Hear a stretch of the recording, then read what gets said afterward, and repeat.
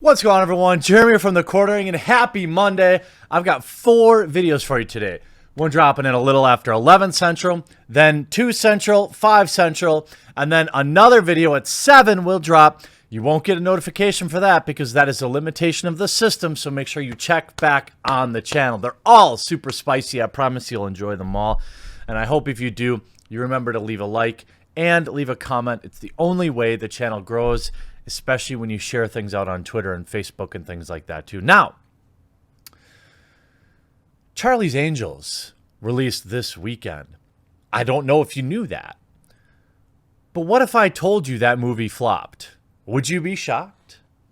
Well, it did flop, bringing just $8.6 million domestically, a pathetic sum.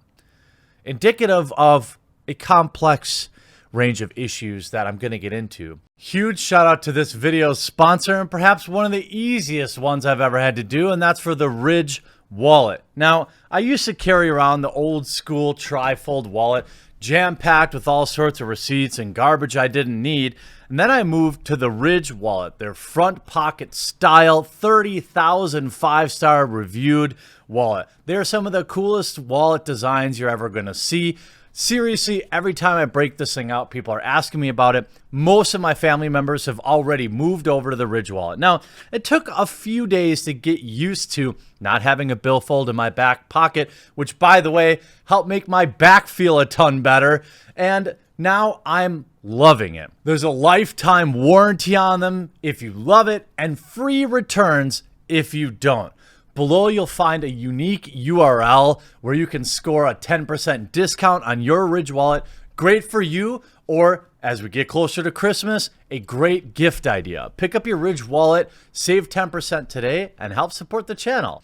But I bet you never would have guessed that the female director would have justified this by saying, well, everybody, you have 37 Spider-Man movies. I bet you didn't think that that would be said. What if I told you that the female director, in defense of her flopping reboot movie of Girl Power in 2000 and current year, would say the following, quote, "It reinforces a stereotype in Hollywood that men don't go see women do action films." Now, obviously, we can disprove that, and we will, because it's very easy to do. But yes, in fact, all of these things were said after Charlie's Angels completely flopped in the theater. Now, here's the interesting thing. Yes, they kind of ran on this girl power platform, but at least I didn't see any. There may have been some, but I didn't see any of this. Like, this isn't for you. Men are awful. In the trailer, there was kind of a creep. But I didn't really get that vibe. I just only got the vibe of, hey, this looks like a bad movie. Now, that doesn't mean those marketing ploys didn't exist, but I think it flopped for a little bit of a different reason than, say, maybe Ghostbusters 2016 or The Wominator, because you didn't see a lot of that stuff. But let's look at the numbers. Charlie's Angels reboot fails at the box office, and Elizabeth Banks, the director, blames sexism. Fans blame bad movie. Shocking. The new Charlie's Angel movie starring Kristen Stewart, Naomi Scott, and Ella Balinska. By the way, Kristen Stewart ain't packing them in. Nobody's going to see a Kristen Stewart movie, all right? I can honestly say I've never been told, hey, she's a great actress. What I've been told is, hey, she was in that Twilight film. It hasn't exactly been a smash hit that as director Elizabeth Banks would have wanted it to be. Not only did the film tank at the box office, but it also hasn't done particularly well with critics either. In an interview with the Wall Street Journal that was published on November 14th, just a day before the film's disastrous opening, Banks had addressed the criticism she'd been facing for making a new Charlie's Angel movie.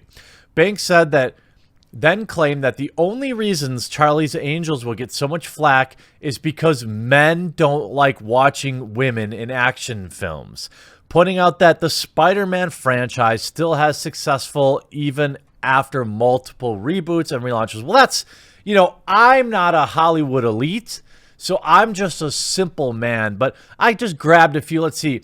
Wonder Woman made 820 million. Red Sparrow made 151 million. Heck, Salt made almost $300 million. All right, so I'm pretty sure that people are fine seeing female-led action films, and that isn't even pulling out the all-time tested, mother-approved example of Aliens. You've had 37 Spider-Man movies and you're not complaining, Banks said. I think women are allowed to have 1 or 2 action franchises every 17 years. I feel totally fine with that. What an idiot. The director of this film is an idiot. If she thought that people were just going to see it 'cause woman, there's innumerable examples of why this fails. I mean, there's one that happened just a few weeks ago with Terminator Dark Fate, perhaps the most legendary box office fail of our time, on pace to lose $120 or $130 million. Banks had also previously told the Herald Sun, if this movie doesn't make money, it reinforces a stereotype in Hollywood that men don't go see women do action movies. Well, Banks now has had her worst fears come true as the film is a spectacular failure. However, as much as Banks might try to blame men for the movie's failure, Twitter doesn't seem to buy it. Check out some of these. Elizabeth Banks says Charlie's Angels flopped because men don't see women do action movies. Stares in Wonder Woman and Captain Marvel box office returns. Oh, yeah. Captain Marvel made $1 billion, too. No one asked for a new Charlie's Angels movie. No one wanted a new Charlie's Angels movie. The previous Charlie's Angels movies were bad. The Charlie's Angels TV show was okay at best.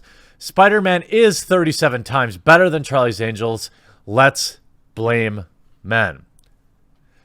I mean, some of my favorite films this year feature women in prominent or starting roles. Crawl, Endgame, Captain Marvel, Alita. I forgot about Alita Battle Angel. Toy Story 4, and so on. I just don't like Charlie's Angels that much. I'm just going to let other people enjoy this one. You might think, hey, these are all still men talking. So here's what some women said. Then you should have made Charlie's Angels correctly. Don't expect women to show up for a bad movie just because we're women. You didn't do your job as a director. I was just saying to some friends yesterday, I love Charlie's Angels, but I have no interest in seeing this one. Nothing about it excites me. Certainly not as exciting as seeing Lucy, Drew, and Cameron and Demi Moore in the 90s, 2001 when those were done. And I'm a Kristen fan. Now, if you look back at the last one, Full Throttle, I think, it did have 3 very large female actresses in it at the time. Other than Kristen Stewart, nobody could even name these other 2. I want to support Elizabeth Banks' movie with female leads, but I truly could not care less about Charlie's Angels. I mean, I don't know what else to tell you. It's a spectacular get woke, go broke scenario. And what I'm actually really happy about here is not that this bad movie did bad. That happens every week. It's that it's another reboot to completely flop at the box office. I mean, Joker in its 20th week made more money. Isn't that interesting? I'm happy that you can't just take diversity, throw it on the big screen, and sell tickets, because all the Twitter blue check marks men and all the Twitter blue check marks women couldn't put Humpty Dumpty back together again. This movie was bad. Nobody wanted it. The only people that wanted it were the people getting paychecks for the film, and it failed. Just like nobody wanted Ghostbusters 2016. Nobody wanted Terminator Dark Fate.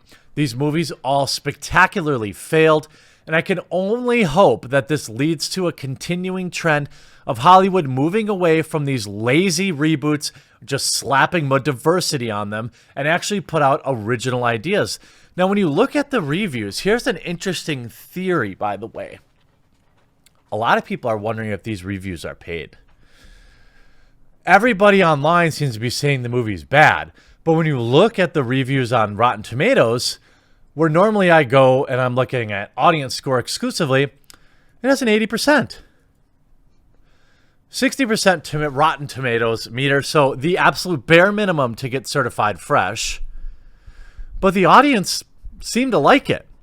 But when you look at them, there's an absolute bevy of simple one-line positive reviews. Curious. And only 800 of them, too. Very easily done by all the tickets that so-and-so buy. If we look at some of the critics themselves, if we've got to have a mediocre studio blockbuster, might as well bring a little diversity to the roster of making people them. Of people making them, sorry. But we'd all be much better off if feminism just got a new target talent agent and started taking more worthy jobs. Deep inside the new Charlie's Angels movie, there's fun film struggling to breathe.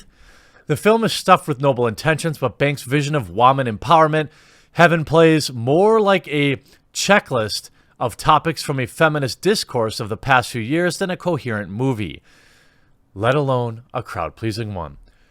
Where the original TV series explored the furious politics of women's liberation, this film is blandly box-ticking its approach to feminism. Banks has tried to give the tired old property a different spin, but in the end, the movie is just typical action fare, and the gender of the heroes isn't enough to save it. These are pretty savage reviews from woke reviewers. The post-Me Too Charlie's Angels tries to enjoy the brand's silliness while justifying its existence today. I get it. So maybe the reason a lot of these reviewers gave it bad scores is because they didn't want strong, powerful women in the first place. They never wanted them. I mean, that sure would be an interesting twist on things. If you look at the audience score, it's so bizarre. I mean, I can't see them. No featured ones, but if we look,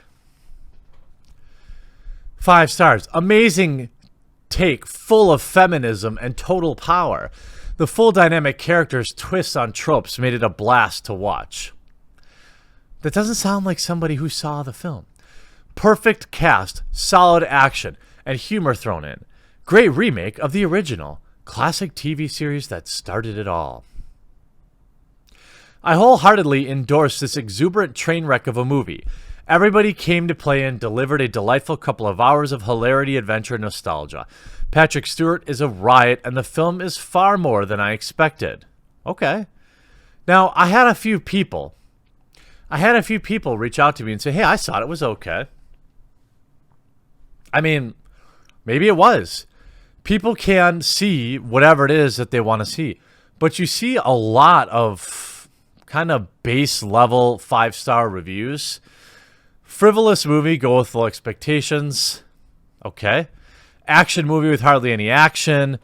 Surprisingly watchable. Fun, entertaining movie. I mean, maybe these are what people left for reviews, but I suppose if I'm going to leave a review, it's going to have something a little more in depth than that. But this is a bizarre one. You don't really know how to take it because you're like, wait a minute. The critics didn't like it. The fans did like it. This is supposed to be a good movie.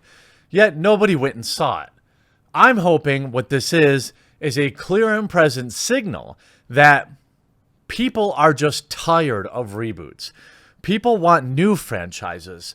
They're just as risky, in my opinion, because if you put on a movie like Charlie's Angels or Terminator Dark Fate, and you spend, $200 million on the two films combined, and you lose more than half of that, wouldn't you have been better off risking something new? I just don't understand the math that these Hollywood bigwigs are in for. Nonetheless, yet another great get woke, go broke scenario. Let's end the reboots, please.